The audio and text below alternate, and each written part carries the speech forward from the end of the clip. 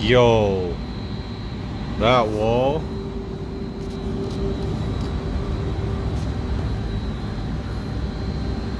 It's supposed to be like right there. It got sucked in. Yeah, it's gonna be a fun day for this one.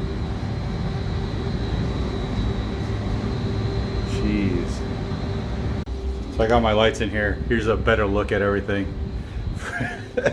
So I'm guessing these somehow, either the actuators or something failed shut, and it just pushed it. Look, it ripped the sheet metal screws off the wall. So as I've started taking them out, it's slowly started like coming back. But you can see where it's supposed to be.